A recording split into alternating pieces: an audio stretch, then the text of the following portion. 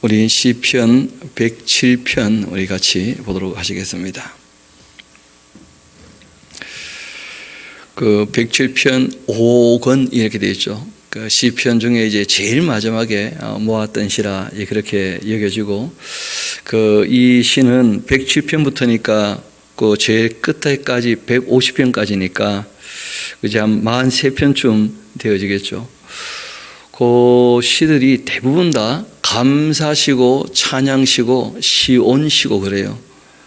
그 앞에는 우리가 고난 가운데 이제 하나님께 도움을 요청한다든지 고난 가운데서도 감사로 마치는 시들을 꽤 많이 봤는데, 그 5권에서는 고난 가운데 불렀던 노래들도 있지만 그 감사하는 또는 찬양하는, 그리고 무엇보다 이제 새롭게 마음을 다져먹는, 그리고 또 하나님의 그 집이라 그렇게 일컬어졌던, 만민이 기도하는 집이라 일컬어졌던 예루살렘을 다시 한번 기억하면서 새롭게 한번 신앙생활을 해보겠노라 그렇게 다짐하는 그런 노래들이 꽤 많이 있습니다. 우리 시편 그 107편부터 한번 봅시다. 이 시는 그 구속받은 자들의 찬양이라 하는 그런 부제가 있습니다. 거기 관로해서 되어 있지는 않죠. 바벨론에서 돌아오는 사람들이 역사를 회고해 보면서 하나님께서 우리에게 베푸신 그 은혜를 다시 한번 기억하고 또다시 이렇게 은혜를 베풀어 주셨으니까 우리가 정말 마음을 다잡아 먹고 주님 은혜 가운데 살아가자, 뭐 그런 것이죠. 우리가 역사를 뭐 조금만 회고해 봐도 그 6.25 사변도 있었고, 또 그전에는 35년이 넘는 그 기간 동안 일제강점기가 있었는데, 실제로 그보다 조금 더 앞서 우리가 역사를 보통 얘기할 때 900번 넘는 침략을 받았다 우리가 그런 얘기하지 않습니까? 실제로는 그 모든 침략 가운데에서 누군가가 살아남았는데 알고 보니까 우리 아버지 어머니까지 우리 조상까지 다 살아남았다는 거예요. 900번이 넘는 난리 가운데에서. 그러니까 이제 제가 있는 거 아니겠어요? 그러니까 우리가 있다 하는 것만이 너무 놀라운 사건일 수 있는데, 왜냐하면 노아로 말미암은 구원 정도가 아니고 900번이나 넘는 전쟁 가운데 우리가 겪은 것은 아니지만, 그러나 내 생명이 여기 있으려면 그 전쟁 가운데 나를 지켜주신 거예요, 알고 보면. 그래서 우리가 그 모든 시간을 다 거쳐서 지금 여기 있는 것이거든요. 태어나기는 뭐 우리가 50년 전, 60년 전, 70년 전, 80년 전 이렇게 태어났겠지만, 그러나 그 실제로 그 전의 역사도 다 알고 보면 우리와 관련 없는 것이 아니라는 것이죠. 그래서 이 시편이 역사적인 노래이기도 하지만 실제로는 그 역사가 자신들과 상관이 없다 볼 수 없다는 거예요. 그래서 역사를 늘 함께 우리가 회고해 보는 것이죠. 우리 시편 107편 같이 한번 봅시다. 여호와께 감사하라. 그는 선하시며 그 인자심이 영원함이로다. 여호와의 그 속량을 받은 자들은 이같이 말할지어다. 여호와께서 대적의 손에서 그들을 속량하셔서 동서남북 각 지방에서부터 모아 주셨도다. 그렇게 해서 이제 바벨론에서 돌아오는 것이죠. 그 전 역사를 회고해 보면 그들이 광야 사막길에서 방황하며 거주할 그 성읍을 찾지도 못하고 줄이고 목말라 그들의 그 영혼이 그들 안에서 피곤했었는데, 이에 그들이 근심 중에 여호와께 부르짖고 그때 주님께서는 그들의 고통에서 건져 주셨도다. 또 바른 길로 인도하여 주셨다. 그 사막길은 캄캄한 그 밤하늘에 별이 없으면 그러면 진짜 이정표가 없죠. 모래 언덕이나 이 모래 사막이 늘 바뀌거든요. 하나님께서 자신들에게 바른 길로 인도해 주셨다, 이런 고백을 하는 거예요. 땅만 보면 어디로 가야 될지는 모르는 것이죠. 하늘을 봐야 별자리를 보고 태양과 달 뜨는 것을 보면서 이제 갈 이 방향을 잡게 되는 것인데, 그렇게 어디로 가야 될지를 모르는 자기들 주님께서 바른 길로 인도하셔서 이 거주할 성읍에 이르게 하셨다. 여호와의 그 인자하심과 인생들에게 행하셨던 그 기적으로 말미암아 그를 찬송할지로다. 그가 사모하는 그 영혼에게는 만족함을 주시며 줄인 영혼들에게는 좋은 것으로 채워주심이로다. 이 말씀이 믿어지십니까? 살아보면 살아갈수록 더 확실하고 더 명확한 것이죠. 사람이 그 흑암과 사망의 그늘에 앉기도 하고 공고한 쇠사슬에 매이게 되었던 것은 하나님의 말씀을 거역했기 때문이었고 지존자의 뜻을 멸시했기 때문이었다. 그러므로 그 하나님께서 고통을 주어서 무엇을 하려고 하셨느냐? 그들의 그 마음을 겸손케 하셨다. 그들이 엎드려져도 돕는 자가 없게 하셨어요. 이유는 하나님을 의지하게 하시려고. 돌아보면 주변에 나를 도울 자가 아무도 없구나 할 때 하나님께 기도해야지. 그렇게 하게 하시려고. 이에 그들이 그 환난 중에 여호와께 부르짖게 되었고 하나님께서 그들의 고통에서 그들을 구원하여 주시되 흑암과 사망의 그늘에서 인도하여 내시고 그들의 그 얼금이었던 줄을 끊어 주셨도다. 여호와의 인자하심과 인생에게 행하신 기적으로 말미암아 그를 찬송할지로다. 그가 논문을 깨뜨리셨고 쇠휘장을 꺾으셨음이로다. 이 논문이라고 하는 것은 바벨론 성에 아주 자랑할 만한 문이 120개의 논문이었어요. 그 성을 팽 둘러가면서 그 문들을 보통 나무로 이렇게 성문들을 많이 만들어서 성문이 불탔다 이런 표현들 나오지 않습니까? 그런데 이 바벨론 성읍은 그 성문 불타지 않게 노수로 그 전부 입혀가지고 그래서 아주 유명했던 문이었는데 주님께서 그 문을 부수시고 그 바벨론 그 거대한 성에서 이 이스라엘 백성들을 불러내신 것이죠. 남유다 사람들을. 이렇게까지 하셨으니까 미련한 자들은 여전히 그들의 죄악의 길을 따르게 될 것이고 그들의 그 악을 범하기 때문에 고난을 받는데 그들은 그들의 그 모든 음식물을 싫어하게 되어서 사망의 문에 이르게 되었다. 어제도 잠깐 말씀드렸죠. 밥맛이 없다 그러면 병이 깊어가는 중이라고. 그러니까 입맛이 돈다 하면 병이 나아가는 징조라고 그런 말씀드렸는데 그 점점점 사람들이 그 음식물을 싫어하게 되고 사망의 문에 이르게 되니까 여전히 미련하고 죄악 가운데 행하면 이에 그들이 그들의 그 고통 때문에 여호와께 부르짖고 그가 그들의 그 고통에서 그들을 구원하시되 그가 어떻게 구원하셨는가? 그 말씀을 보내셔서 그들을 고쳐주신 것이고 위험한 지경에서 건지시는도다. 하나님께서는 인격적으로 일하시기 때문에 그 진리의 말씀을 보내십니다. 이렇게 살아야 한다.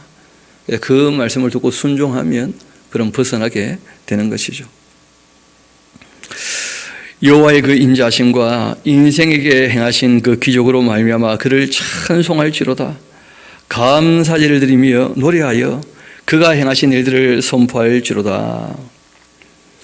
배들을 바다에 띄우며 큰 물에서 일을 하는 자 여호와께서 행하신 일들과 그 귀한 일들을 깊은 바다에서 보나니 여호와께서 명령하신즉 광풍이 일어나 바다 물결을 일으키는도다. 그들이 하늘로 솟구쳤다가 깊은 곳으로 내려가나니 그 위험 때문에 그들의 그 영혼이 녹는도다. 그 배를 타신 분들 얘기 들어보면 파도가 이렇게 칠 때는 파고라 그러죠. 그죠? 파도의 높이가 3m에서 5m 정도 올라가는 수도 있다. 5m면 3층 건물 높이 아닙니까? 근데 문제는 이제 5m 올라가서 5m만 내려오는 게 아니고 파도가 올라가면 골이 또 깊어지는 거예요. 그러니까 뭐 10m를 확 추락하는 같은 그런 이제 기분을 느끼는 건데 그 배의 안정성을 믿지 못하는 사람은 그 배 타고 막 이렇게 죽는구나 그런다는 거예요. 그런데 선장은 아주 태연자격하답니다. 한두 번 겪어봤나 하면서 그러니까 안전한 것이 답보되어지면 그 위험이라고 하는 것도 실제로는 그 즐길 수 있는 것인데 얼마든지 극복할 수 있는 것이고, 모르면 뭐 죽기 전에 몇 번 더 죽는다 그러잖아요. 자기들의 인생의 그 파고가 많았다는 것인데, 다시 한번 25절 이어봅시다. 여호와께서 명령하신 즉 광풍이 일어나 바다 물결을 일으키는도다.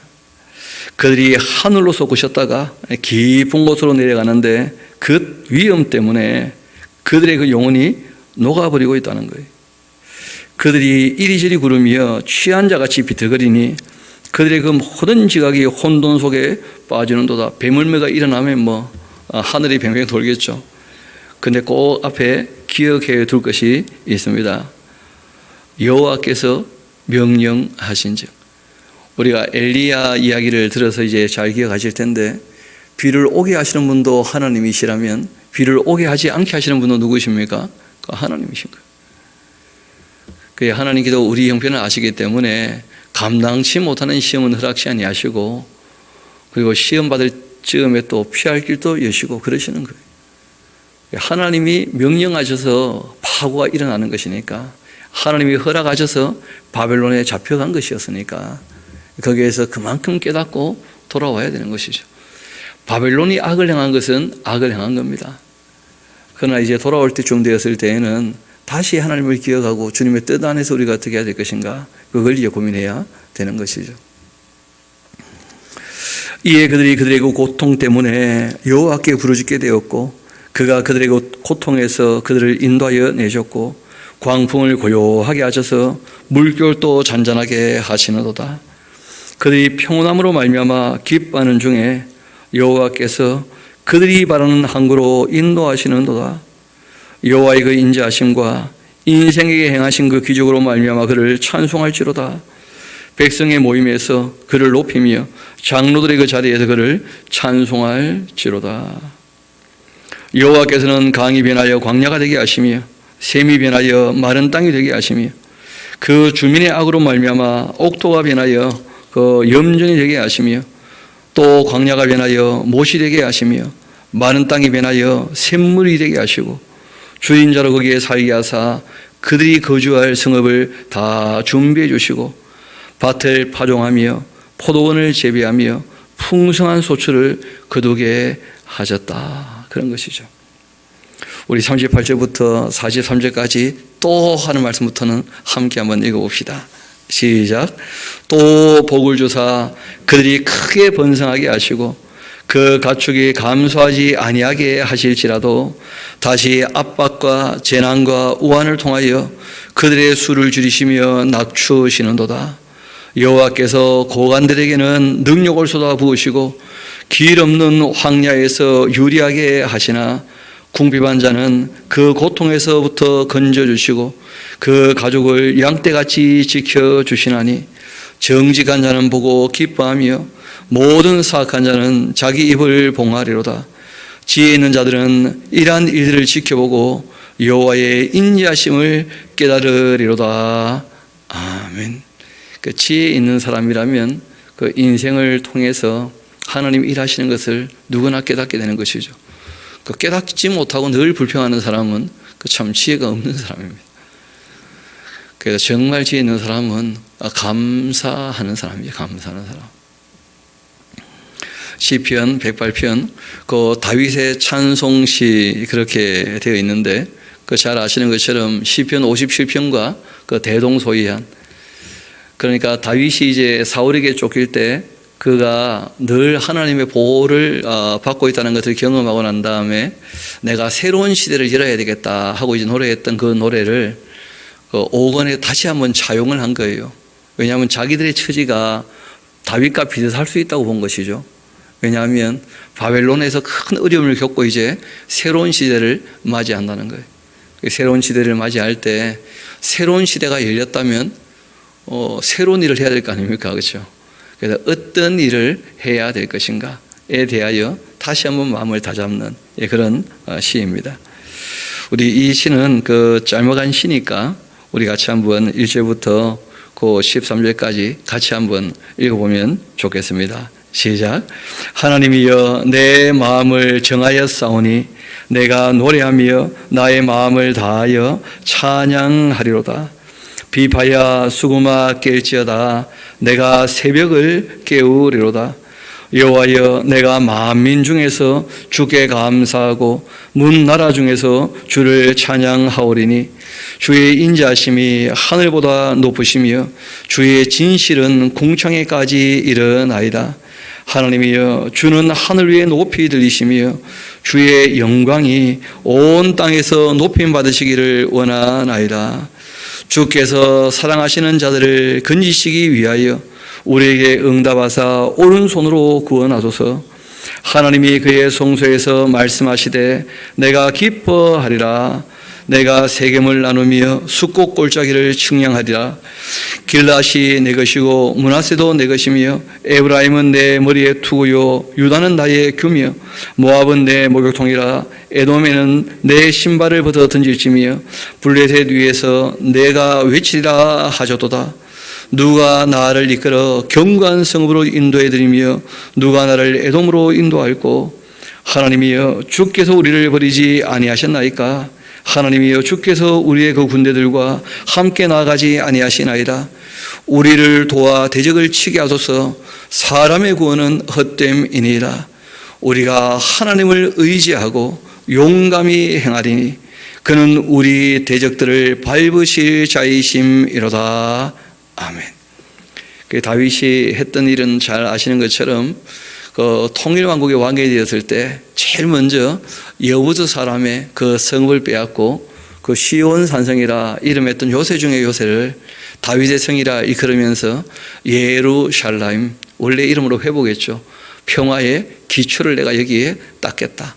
그리고 주변 모든 이 우상을 섬기는 악한 이방 나라들 하나님의 그 전쟁, 그 악을 진멸하는 전쟁을 수행하면서 그 모든 나라들 하나님 앞에 무릎을 꿇도록 그 일을 이제 다윗이 했던 것이었는데, 바벨론에서 돌아오는 사람들도 우리도 그 다윗의 시대, 솔로몬의 시대를 꿈꾸며 우리에게 맡겨주신 사명을 감당해야 되지 않겠는가 하면서 돌아가자 하고 이제 격려하며 돌아오는 것이죠. 그 안타까운 것은 그렇게 격려하며 돌아왔는데 너무 적게 돌아가서 그 일이 제대로 안 되었다 하는 것도 우리가 알고 있는 것이지만, 그럼에도 불구하고 그 돌아간 사람은 잘한 거죠. 세상이 다 내 마음 같으면 참 좋겠는데, 근데 성경을 보니까 하나님 원하시는 것도 안 되는 게 너무 많은 거예요. 하나님 원하시는 것도. 그래도 하나님께서 하실 일을 안 하시는가? 하나님의 성실은 그런 것이더라고요. 참 하나님 마음대로 이 세상 안 되고 사람들이 그렇게 벗어기는데 하나님께서는 늘 성실하게 매일 일을 하신다. 그런 모습을 우리가 좀 본받아야 되지 않겠는가?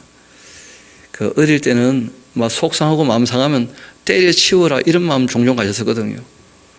그래서 너무 자주 때려치워져 가지고 이제 학교도 오래 다니고 막 그랬었는데 근데 점점 나이가 드니까 때려치우면 나만 손해구나. 나중에 주님 앞에 서게 될 텐데 때려치우면 안 되는 거구나. 이게 해야 될 걸 꾸준히 해야 되는 거구나. 그런 생각들을 점점 더 하게 되는 것이죠. 예전에 제가 그 참 나름대로 존경하고 참 좋아했던 그 선배, 어떻게 보면 좀 장로님이신데 나이가 저보다 연배가 좀 많으시니까요. 근데 그분이 참 제가 보기에 인생을 단하게 사셔서 여쭤봤어요. 그 어떻게 그 인생을 누가 봐도 참 그렇게 존경할 만하게 단정하고 단하게 사시는지 했더니 이분 대답이 아주 단순하더라고요. 얼마나 단순하냐? 단순하게 삽니다. 그렇게 얘기를 하시더라고요. 전도사님은 아직 젊어가지고 하고 싶은 게 많아서 이것저것 들쑤시고 다니니까 참 인생 복잡하고 만남도 많고 피곤하고 바쁘고 막 그런 것 같은데, 인생을 조금 더 단순하게 사시면 정말 선택과 집중, 그런 얘기 하지 않습니까 요즘에? 정말 해야 될 일만 딱 하고 좋은 관계 맺어야 될 사람들 그 관계도 잘 정리하시고 단순하면 단순할수록 인생을 훨씬 더 활기찰 수 있습니다. 그런 얘기 하시더라고요. 저는 그 말씀이 지금도 많이 떠올라요. 그래서 복잡하지 않게 살아야 되겠다, 그런 생각들이 종종 하게 되는데, 이 사명을 깨닫게 된 사람들은 인생 복잡할 일이 잘 없죠.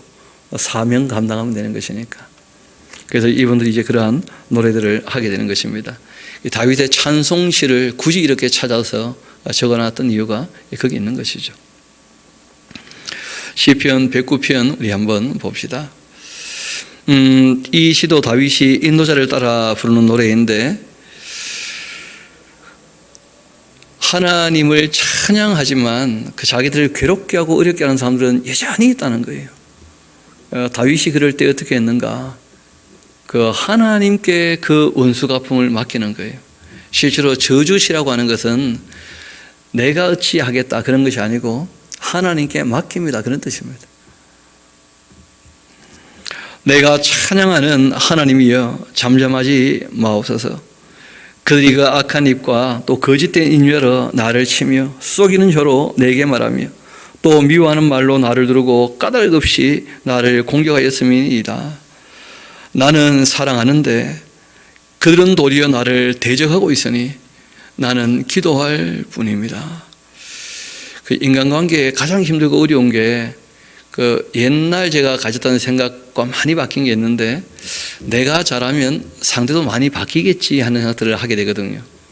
그 상대방도 마찬가지일 겁니다. 그렇죠? 내가 잘하면 상대가 바뀌겠지 하면서. 근데 바뀌고 안 바뀌고는 본인 몫이지 남의 몫이 아니에요. 그래서 우리 주님께서 여전히 사랑하신다는 말이 그런 것이구나. 인간관계를 이렇게 저렇게 맺어보면 변하는 사람이 있는 반면에 변치 않는 사람들도 얼마든지 봅니다. 그래서 어떤 분은 사람은 정말 변한다 그렇게 이제 얘기하는 사람도 있고, 인간은 변하지 않아 그렇게 하는 사람도 있고. 왜냐하면 두 종류가 다 있거든요. 이 다윗이라는 인물도 뭐라고 고백을 하느냐 하면, 나는 사랑으로 되어 있는데 자기를 악하게 대하는 사람, 우리는 참 이렇게 정중하게 예의를 갖춰 되어 있는데 깔 보면서 무시하고 멸시하는 사람들도 만나게 되지 않습니까? 그럼 문득 나를 뭘로 보는 거야? 그런 생각이 이제 들 때가 또 생기거든요. 내가 기껏 잘 대해줬더니 그런 마음이 있을 때 또 다시 그걸 정리해야 돼요. 그는 자기 역할을 잘하고 있는 것이고 그 사람이 바뀌어야 되는 것이고, 우리가 해야 될 역할들, 또 내가 살아가는 삶의 자세는 그 올바른 것이라면 끝까지 그 태도를 유지해야 되는 것이죠. 그래서 다윗이 나는 사랑하나 끝까지 사랑은 하겠다 하는 것입니다. 그들이 도리어 나를 대적하니 나는 기도할 뿐입니다. 사랑하기 위해서 기도하는 거예요. 기도 안 하면 미워질 거거든. 분노가 일어나고 내가 또 어떻게 하고 싶은 마음이 자꾸 일어나고, 한 대 좁히면 말 들을까 그냥 그런 마음이 문득문득 들지 않겠어요? 사람들이 경상도 말로 갈바버릴까 그냥 그런 생각이 들지 않겠어요? 근데 그 폭력 앞에서 굴종하는 것이 그게 사랑이 이루어지는 것이겠습니까? 아무 의미가 없는 것이거든. 그들이 악으로 나의 선을 갚고 미워함으로 나의 사랑을 갚고 있는데, 악인이 그를 다스리게 하시며 사탄이 그의 오른쪽에 서게 하소서. 그놈들도 한번 당해봐야 내 마음을 알지. 다윗 말 들어보면 참 재미있죠.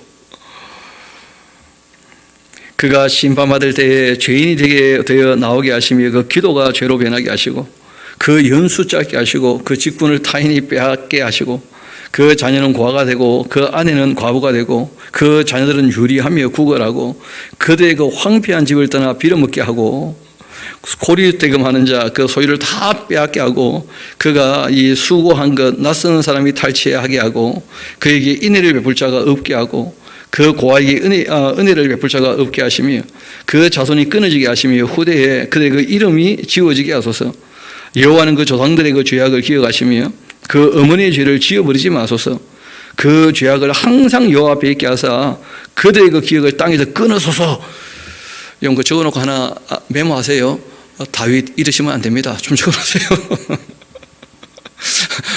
아무리 그 다윗이라도 이렇게 기도하면 안 되죠. 이렇게 기도하면 하나님이 이런 다윗의 기도를 들으시고 좀 쓴맛을 다지신 거예요. 그래서 예수님이 오셔가지고 한 말씀 하신 겁니다. 원수를 위해 기도한다 해도 좀 저주를 좀 하지 말고 복을 빌어줘라. 복을. 원수에게라도 제발 좀. 내가 다 들었는데 아무리 마음 상해도 그렇지 너 마음에서 그것도 한번 정리해버리고 오히려 원수를 위해서 복을 빌어. 내가 다 알고 있으니까. 참 다윗은 마음 아픈 거 내가 알겠는데 그 털어버려야 돼. 그 예수님이 오셔가지고 그렇게 고쳐 잡아 주셨으니까 그러니까 이런 것은 뭐 절대 잘했다 그렇게 할 수 없는 것이죠. 그렇지만 우리가 그 심정은 이해는 가죠. 뭐 예수님이 오셔서 계시를 완성하기 전까지는 뭐 사람들이 종종 그러했다는 거 아니겠어요? 그렇다고 스스로 죄를 지은 것은 아니었고, 그러니까 하나님께 토로한 것은 뭐 아주 잘못되었다 볼 수는 없는데, 그렇다고 해서 잘했다고 칭찬할 수는 없는 거예요. 그래서 다윗 왕께 한 말씀 드립시다. 여기서 이러시면 안 됩니다. 적어가지고 우리는 복을 빌도록 합시다. 예수님의 가르침처럼. 다윗이라고 해서 완전한 사람이 아니거든요. 예수님이 오셔서 계시를 완성하셨으니까 우리가 좀 더 낫게 인생을 살아가야 되겠죠. 그렇다고 해서 뭐 다윗의 이런 심정 우리가 모르는 바는 아니고요. 그 사람에게 이 톳을 하는 것보다는 기도하는 것이 낫겠지만은 하나님께서도 나한테도 그 톳을 굳이 하지 말고 그 마음에 딱 털고 정리하고 그리고 정말 원수를 위해서도 복을 빌어주는 사람이 되면 더 좋겠다. 그렇게 하신 거죠. 16절 이어봅시다. 그가 인자를 베풀 일을 생각하지 아니하고 가난하고 궁핍한 자와 마음이 상한 자를 핍박하여 죽이게 하였기 때문입니다.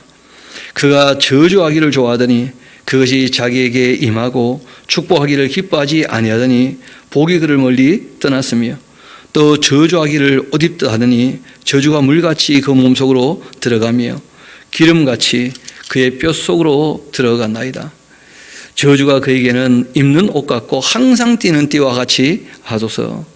이는 나의 대적들이 곧 내 영혼을 대적하여 악담하는 그 자들이 여호와께 받는 보응이니이다. 그러나 주 여호와여, 주님의 그 이름으로 말미암아 나를 선대하소서. 주님의 그 인자하심이 선하시오니 나를 건져 주옵소서. 나는 가난하고 궁핍하여 나의 중심이 상함이니이다. 나는 석양 그림자같이 지나가고 또 메뚜기같이 불려가오며 금식함으로 내 무릎이 흔들리고 내 육체는 수치하게 되고 나는 또 그들의 그 비방거리와 그들이 나를 보면 머리를 흔드는 것을 늘 보게 됩니다. 우리 26절부터 31절까지는 같이 한번 읽어봅시다. 시작. 여호와 나의 하나님이여, 나를 도우시며 주의 인자하심을 따라 나를 구원하소서. 이것이 주의 손이 하신 일인 줄을 그들이 알게 하소서. 주 여호와께서 이를 행하셨나이다. 그들은 내게 저주하여도 주는 내게 복을 주소서. 그들은 일어날 때에 수치를 당할지라도 주의 종은 즐거워하리이다. 나의 대적들이 욕을 옷입듯 하게 하시며 자기 수치를 고독같이 입게 하소서. 내가 입으로 여호와께 크게 감사하며 많은 사람 중에서 찬송하리니 그가 궁핍한 자의 오른쪽에 서사 그 영혼을 심판하려 하는 자들에게서 구원하실 것임이로다. 아멘. 그래서 하나님께 그 심판은 맡겨두고 우리가 하나님 앞에 기도하면서 마음을 잘 다잡고 그리고 한 걸음 더 나가서 예수님께서 부탁하신 것처럼 원수를 위해서까지도 복을 빌어주는 성수한 신앙은 그렇게 자라가는 것이죠. 시편 110편 같이 봅시다. 이 시는 뭐 아주 유명한 메시아 예언시입니다. 예수님의 그 승천에 대해서 그리고 또 구약에 이미 그 성부 하나님과 함께 성부 하나님과 동등하신 성자 하나님에 대하여 이미 계시되어 있는 그런 시예요. 그러니까 우리가 구약의 인물들이 어디까지 하나님을 알고 있었는지는 모르겠습니다만은 적어도 스스로 계시고 전지전능하시고 무소부지하시고 영원히 변치 않으시며 성부 성자와 성령께서 계신다는 것은 이미 다 인식을 하고 있었던 것 같아요. 그런데 그 성자에 대해서는 인식을 했다는 것과 성자가 이 세상에 실제로 자신의 실체를 드러내시고 계시했다는 말은 또 딴 문제입니다. 성령님도 마찬가지죠.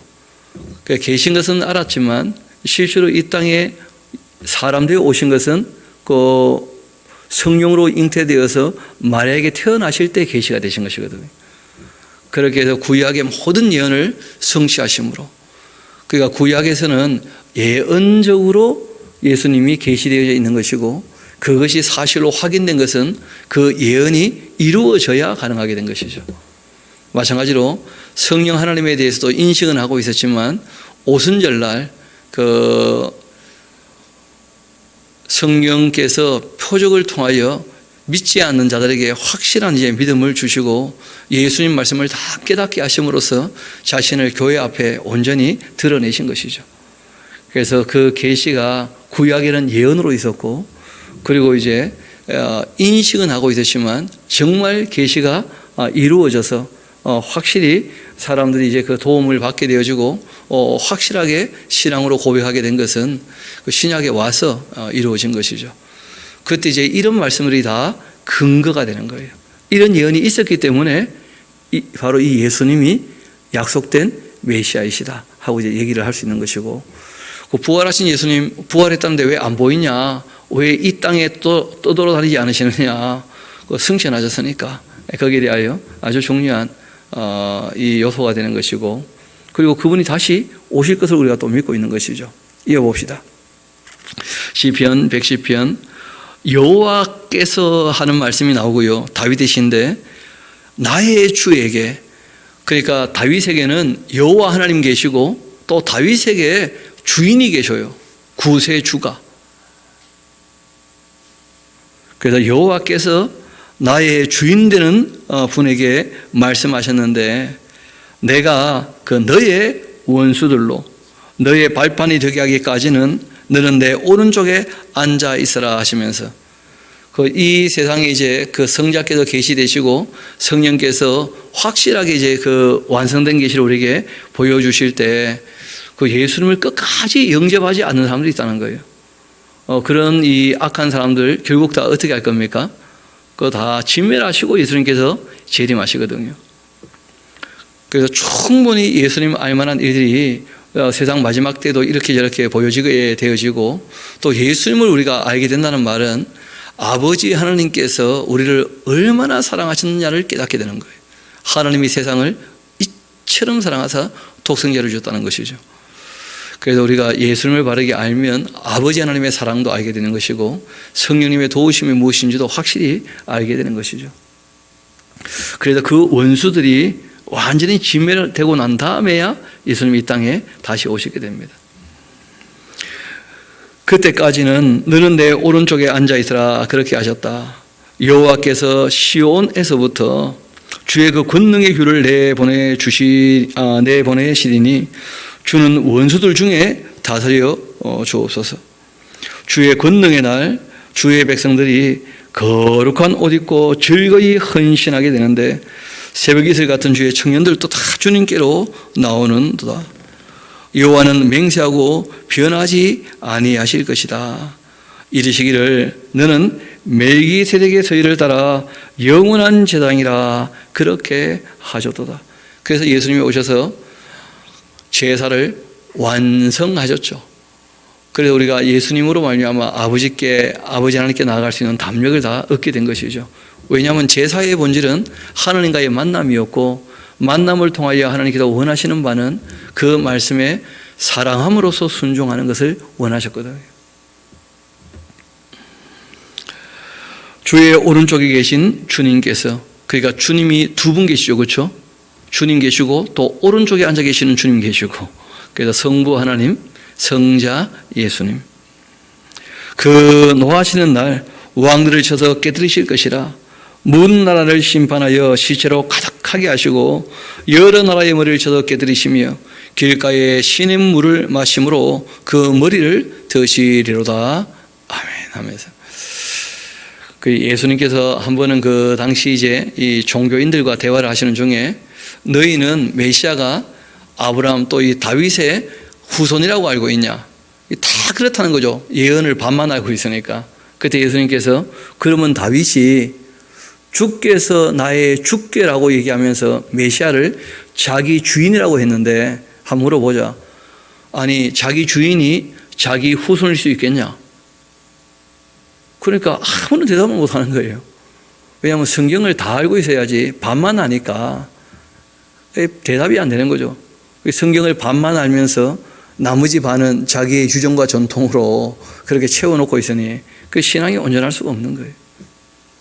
그래서 예수님은 하나님의 아들 하나님이시고 사람 되어 이 땅에 오실 때 다윗의 자손으로, 게다가 다윗의 자손으로 오실 때에도 잘 아시는 것처럼 그 다윗의 왕가 중에서는 요야긴 왕이 이제 그 시드기야까지 해서 마지막 아닙니까? 그런데 잘 아시는 것처럼 요야김이나 그 시드기야나 전부 이제 요시야의 아들이고, 요야김의 아들 요야긴이 제일 그 대수로는 마지막 때거든요. 근데 그 요야긴에게 뭐라고 예언하셨느냐 하면 더 이상 너의 후손 중에는 왕이 일어날 사람이 없다는 거예요. 그러니까 마태는 이제 다윗의 왕가를 가지고 쭉 요셉의 족보를 적었는데 그 요셉의 족보로는 틀린 게 아니죠. 그런데 요셉의 족보로 예수님이 오신다면 구약의 예언이 어그러지는 거예요. 그래서 누가가 다시 한번 확인을 해본 거예요. 잠깐만, 그렇지 않지 않는가 알고 있으니까. 그래 확인해 봤더니 그 마리아의 그 아들이니까 마리아 족보는 요셉 족보가 다르더라는 거예요. 다윗 왕가에서 다윗까지만 갖고 솔로몬과 나단으로 갈라지는 것이죠. 그래서 솔로몬으로 해서 왕의 이 정통성을 가지고 내려온 것은 요야긴으로 끝났고, 실제로는 예수님은 그 나단이라고 하는 사람, 그 다윗의 아들 중에 나단이 있었거든요. 거기로 이제 내려오기 때문에 당연히 새롭게 요야긴의 후손으로서 왕은 아니지만 유다 지파의 왕으로, 그러니까 구약을 조금 더 자세히 살펴보면 말씀하신 그대로 예언이 다 이루어진 거예요. 그런 걸 우리가 다 확인해 보면서 야, 하나님 말씀은 정말 틀림이 없구나, 그렇게 고백할 수 있게 되는 것이죠. 그래서 시편 이 110편은 그 메시아 예언시로 아주 유명한 시이고, 예수님의 그 승천하심과 또 예수님이 하신 일 중에 그 제사장 역할을 완전히 감당하심에 대한 아주 중요한 그 예언의 말씀인 것이죠. 시편 111편 우리 같이 가보도록 합시다. 그 시편 111편은 그 이제부터는 계속 112편도 그렇고 113편도 그렇고 할렐루야로 시작하나요? 할렐루야.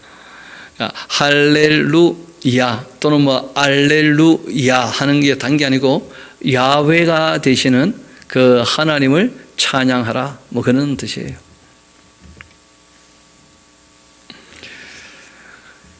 그래서 찬양하라 이 선포하듯이 그러면서 이제 이 시를 다 시작하고 있는데 한번 봅시다.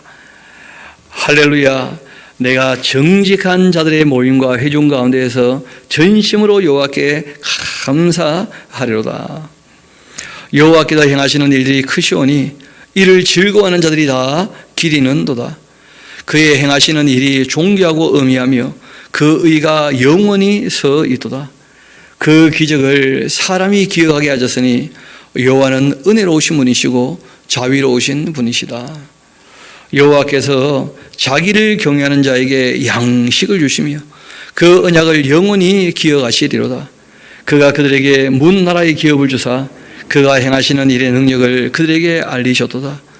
그 손이 하는 일은 진실함과 정의이며 그의 법도는 다 확실하다. 영원 무궁토록 정하신 바고 진실과 정의로 행하신 바로다. 여호와께서 그 백성을 속량하시며 그 언약을 영원히 세우셨으니 그 이름이 거룩하고 지존하시도다. 우리 10절은 같이 한번 읽어봅시다. 이 시편 5권의 그 핵심되는 말씀인데요, 같이 한번 읽어보면 좋겠습니다. 시작. 여호와를 경외함이 지혜의 근본이라.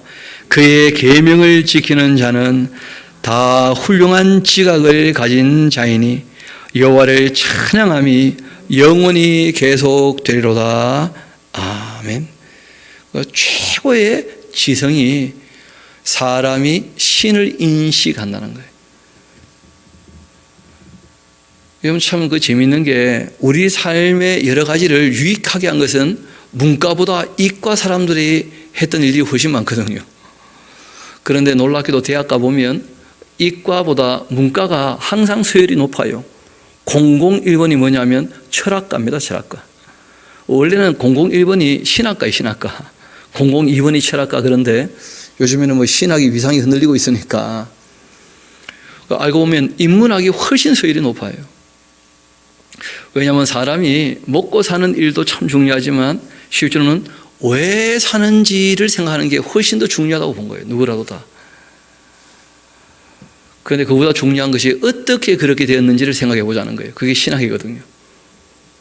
우리가 왜 살게 되었는지, 어떻게 해서 그렇게 됐는지 알고 보니까 하나님이 창조해서 그렇게 된 것이거든요.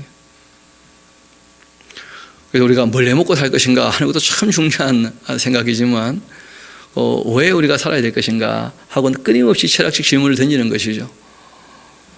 그런데 어떻게 해서 이렇게 살게 되었는지를 좀 더 생각해 보자. 나는 누구인가? 그래서 우리가 신학을 하게 되는 것입니다. 그 사람이 가질 수 있는 최고의 지적인 능력이라는 것은 말 그대로 하나님에 대하여 인식하는 거예요. 쉽게 말하면 AI 기계가 아무리 뛰어나고 실제로 요즘에는 뭐 AI가 철학까지 한다 그러지 않습니까? 사람들이 지금 책 읽고 정리도 하고 소설까지 쓴다고 하니까 뭐 창작 활동도 하면서. 근데 그 AI가 모여가 예배할 때가 오겠습니까? 그래. 불가능하거든요. 사람들이 그 지식을 능력으로 보니까 오해가 생기는 거예요. 지식은 말 그대로 아는 것인데 하나님을 아는 것이 지혜의 근본이에요. 지식의 최고봉입니다. 그거는 인간 이외에 어떤 존재도 할 수 없는 그러한 경지인 것이죠. 그래서 세상 어떤 피조물도 예배하는 피조물은 없는 거예요. 인간만 그래요. 인간만. 우리가 할 수 있는 최고의 행위는 뭐겠습니까? 결국은 그 사랑하는 거죠. 사랑하는 거. 그래서 우리가 사랑을 할 때 사람들이 할 수 있는 최고의 봉사가 있어요. 그것이 겸손함으로 서로 섬기는 겁니다. 겸손한 자세로 온유하게 사람을 대하는 것보다 더 중요한 봉사는 없는 거예요. 그래서 우리가 하나님을 아는 지식이 최고의 지식이고 사람을 섬기는 섬김이야말로 최고의 행동이 되는 거예요. 그래서 오늘 또 우리 최고로 살아가도록 합시다. 눈에 보이는 사람을 섬기지 않으면 보이지 않는 하나님을 섬길 수 있겠는가? 그런 말씀하셨거든요. 사람이 이 땅에서 할 수 있는 최고의 행위가 바로 그 하나님께 예배하는 거예요. 예배. 그리고 하나님께 예배했다면 그 말씀을 따라 우리 삶이 예배가 된다는 것이 곧 사람을 섬기는 거예요. 하나님처럼 생각하면서 하나님의 형상인 사람들을. 그게 진정한 예배죠. 그래서 온유한 자세라는 게 굉장히 중요하고 겸손한 자세라는 것이 참으로 중요한 것이죠. 우리 다시 한번 시편 111편 10절 말씀 제가 한번 읽어드리겠습니다. 여호와를 경외하는 것이 지혜의 근본이 된다. 또 그의 계명을 지키는 자 다 훌륭한 지각을 가진 자이다. 여호와를 찬양함이 영원히 계속되어야 할 것이다. 아멘. 하나님은 영원히 변치 않으시는 분이시니까요. 시편 112편 우리 또 한번 이어봅시다. 거의 비슷한 흐름으로 흘러가겠죠. 할렐루야 하면서 이제 찬양시가 되어지는데 여호와를 경외하며 그의 계명을 크게 즐거워하는 자 복이 있도다. 이런 거 보면 그 연작시가 확실한 것 같아요. 앞에서 쭉 이어지는 내용이죠. 그렇죠? 하나님을 경외한다면 하나님 쪽에서는 우리에게 또 어떤 은혜와 복을 내리시겠는가? 그것도 한번 생각해 보자는 거죠.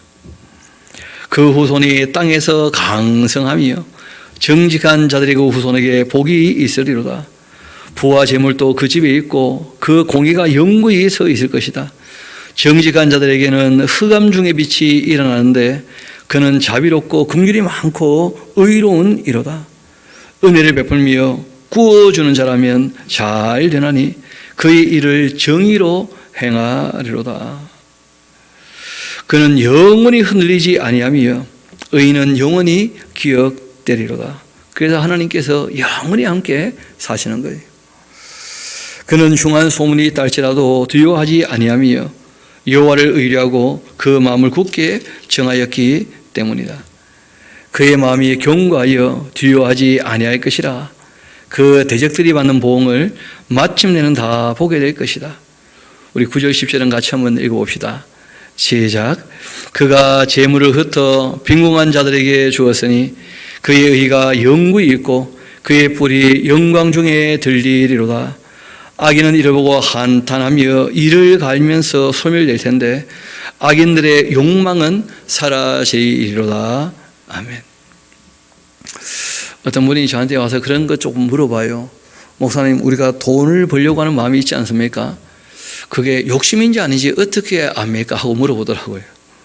제가 얘기했어요. 정직하게 돈을 번다면 욕심이 아니겠죠. 정직했으니까. 그런데 거짓말 해서라도 내가 돈 벌어야 되겠다. 그건 욕심이겠죠. 그래서 재물을 우리가 모을 때에도 정직하게 그리고 성실하게 살아서 재물을 쌓는다면요, 그 문제가 크게 되겠습니까? 그런데 쌓아둔 것이 오래 간다면 문제가 될 수 있습니다. 하나님께서 맡기신 것들 잘 활용해야 되지 않겠습니까? 그런 정도로 우리가 정리한다면 욕심에서 크게 벗어날 수 있지 않겠는가 생각된다고 했더니 나름대로 본인에게 기준이 또 되는 모양이에요. 정말 그러하죠.